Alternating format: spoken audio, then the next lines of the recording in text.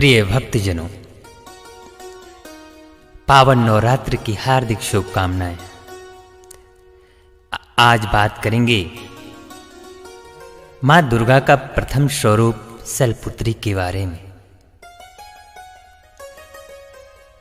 देवी दुर्गा ने अपने भक्तों के कल्याण के लिए पृथ्वी पर 9 अवतार लिए थे,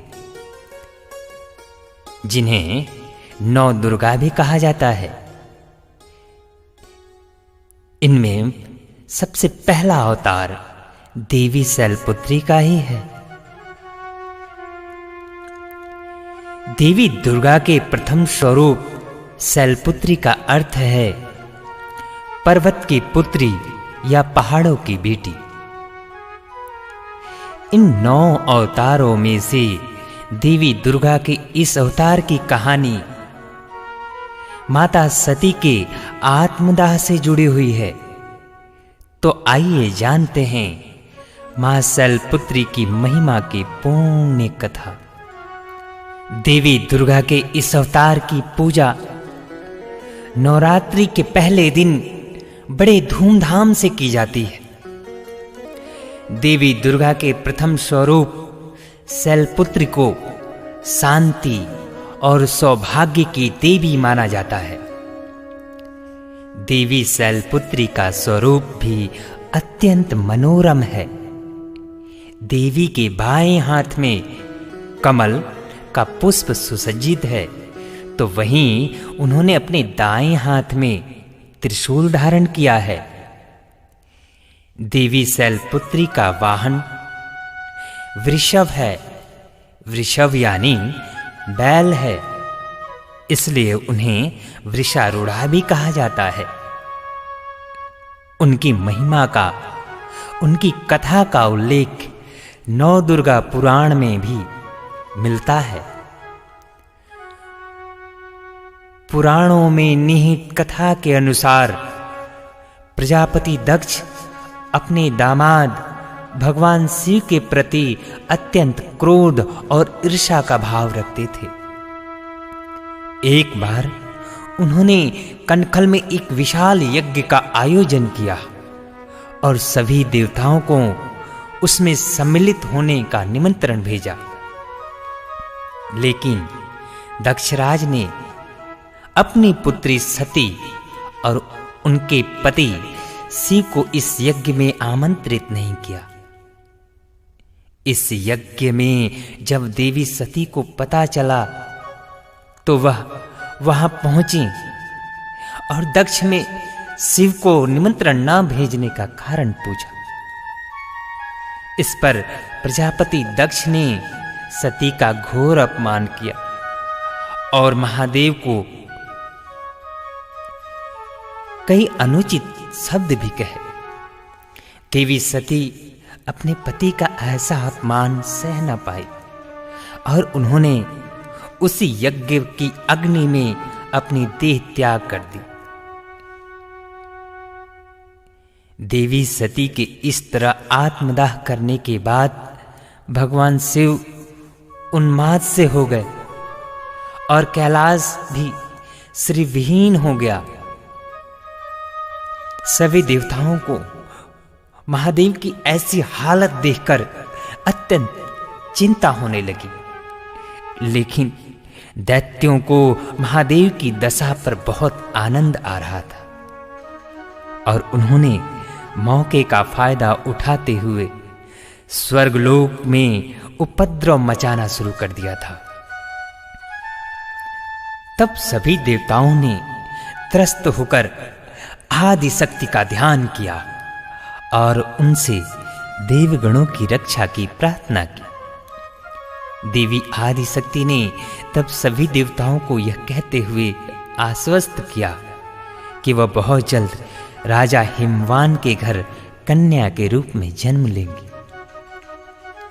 वहीं दूसरी तरफ पर्वतराज हिमालय और उनकी पत्नी मैनावती की कोई भी संतान नहीं थी।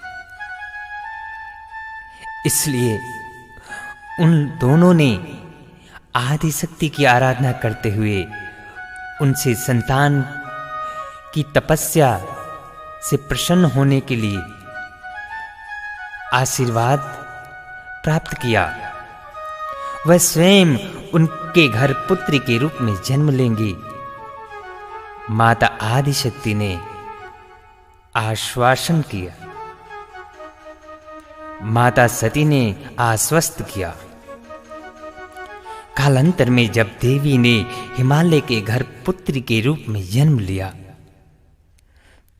तो पर्वत की पुत्री होने के कारण उनका नाम पार्वती, शैलपुत्री और गिरिजा पड़ा। बचपन से ही देवी शैलपुत्री महादेव को अपना सर्वस्व मानती थी और देवर्षि नारद के कहने पर वह शिव को पाने की तपस्या करने के लिए जंगल में चली गई थी। उस वक्त कोई भी देवी शैलपुत्री की उनकी तपस्या से विचलित न कर पा रहा था।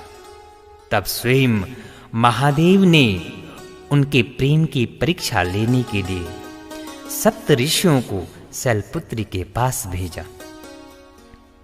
सप्त ऋषियों ने वहां जाकर महादेव जी के बारे में बहुत बुरा भला कहा कि वे तो अघोरी हैं, जटाधारी हैं इत्यादि। लेकिन शैलपुत्री इन बातों का कोई प्रभाव नहीं पड़ा और वह अपनी तपस्या में लीन रही।